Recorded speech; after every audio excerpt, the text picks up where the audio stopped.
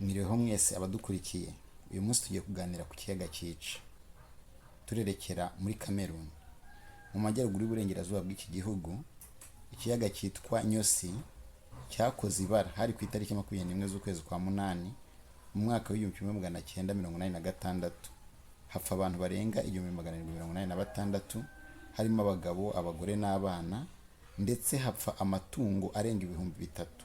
Iki kiyaga cyazamuye toni ziri hagati y'ibihumbi 100 n'ibihumbi 300 ya gazi, ibyo bita dioxide de carbone. Yarazamutse igera mu kirere ku birometero 100 mu buhagarike, kandi mu butambike yageze ku birometero 25 uvuye kuri icyo kiyaga. Icyateye ibyo bizazane bya gaze ntabwo cyamenyekanye. Abahanga bamwe bavuga ko ari ikibazo cyabayeho amazi y'ikiyaga abahuriye n'ubutaka.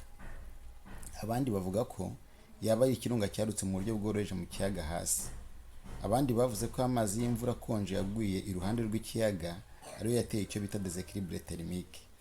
Abandi bamwe bakavuga ko yaba ari umutingito woroheje wabayeho, nubwo nta muntu n'umwe wemeza ko yumvise uwo mutingito mu basigaye mu gace katagizweho n'iyo gazi. Nubwo nta wakwemeza kimwe cyangwa ikindi, icyo umuntu wese akwiriye kumenya kuri iki kiyaga ni uko ari ikiyaga gifite amazi yicaye hejuru ya gazi, nk'uko ikiyaga cya Kivu kimeze. Ibi biyaga byombi icyo bihuriyeho ni uko amazi abirimo atagera mu ndiba yabyo. Igice kimwe cy'ibi biyaga cy'indiba ni gaze, ikindi kikaba amazi kiri hejuru. Gaze iri munsi, amazi akaba hejuru yayo.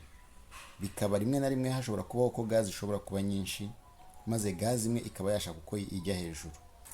Abahanga bavuga ko hafi ya metero kibe imwe n'ibice bibiri za gaze zaba zarazamutse. Kubera ko amazi y'ikiyaga asanzwe ari ubururu, basanze yahinduye ibara yabaye umutuku nyuma y'uko gaze igabanutse. Bavuga ko aho amazi yageraga yamanutseho metero imwe. Ibiti nabyo byegereye ikiyaga byahindutse ukundi. Uwo mwuka wuzuye gaze niwo abantu bari muri ako gace bahumetse muri iryo joro basinziriye igihe ako kaga kabaga. Abaturiye ikiyaga kugera ku birometero 25 bose barapfuye. Nyuma y'ako kaga habaruwe abantu bapfuye barenga 1246, muri bo 1200 nabo mu gace ka Nyosi gakikije icyo kiyaga. Abandi barenga 500 nabo mu duce twaca Subuma na Fanga. Bishoboka ko gaze yageze no ku birometero 27 uvuye ku kiyaga, kubera ko hari abaturage bapfuye basanzwe muri birometero 27. Amatungo menshi n'udusimba duto, harimo amatungo 3000 yasanzwe yapfuye. Ibiti byinshi byahinduye ibara bimera nk'ibitakaje ubuzima. Abantu 874 bajyanywe mu bitaro bafite ikibazo cyo guhumeka no kubabara mu myanya y'ubuhumekero n'ibibazo bikomeye by'inkora, ndetse bamwe babaye paralize. Abantu barenga 4434 barahungishijwe bimurirwa ahandi.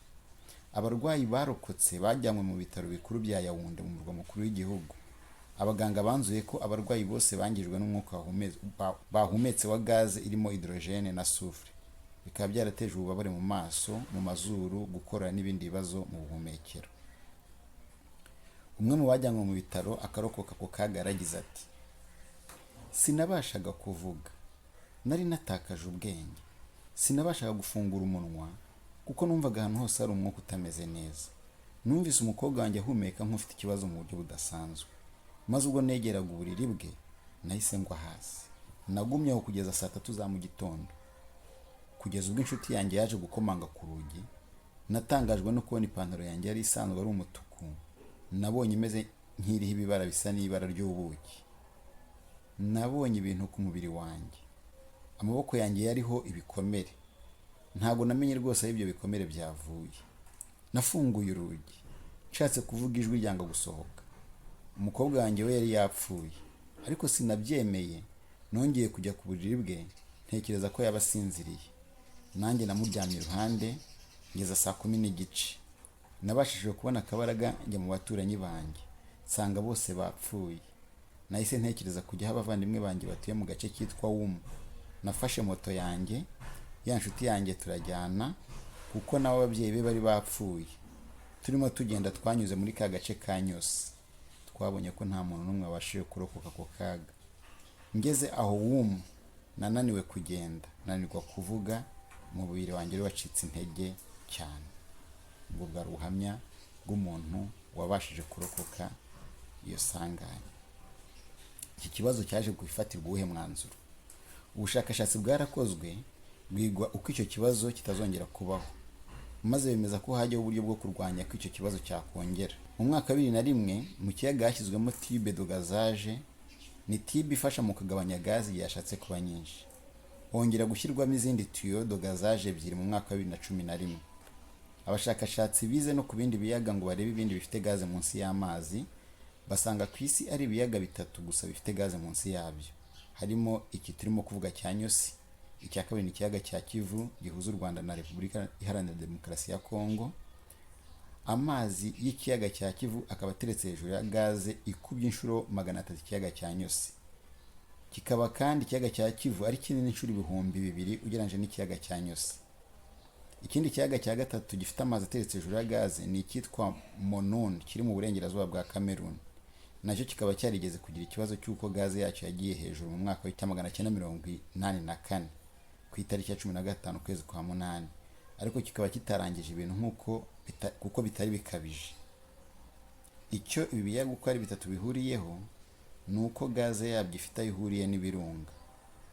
Tugarutse ku kaga kabaye ku baturage baturiye ikiyaga cya Nyosi, turabona ko burya inzira ya muntu nta wayisobanura. Kuba utuye ahantu imyaka n'imyaka, n'abasogokuruza bakaba barahatuye, umunsi umwe ugahitanwa n'akaga nk'aka gatunguranye, cyangwa se kuba waje gusura abantu bo mu gace ka Nyosi mu gihe utarasubira iwanyu ugahura n'ikibazo nk'iki utari wateganyije, cyangwa se ukaba wimukiye muri ako gace wibwiraga ko ari agace keza uje guturamo, ibyo bizazane bikagusanga. Twavuga nk'umuntu wari umaze iminsi mike yimutse avuye muri ako gace agiye gutura ahandi, uburyo yarokotse iryo bara, cyangwa wari umaze iminsi ashyingiwe, cyangwa yaragiye gusura inshuti n'abavandimwe bakure akaba arokotse iryo sanganya. Umuntu wese abayeho kuri gahunda y'Imana, niyo mpamvu dukwiriye guhora mu biganza byayo. Murakoze, mugire umunsi mwiza.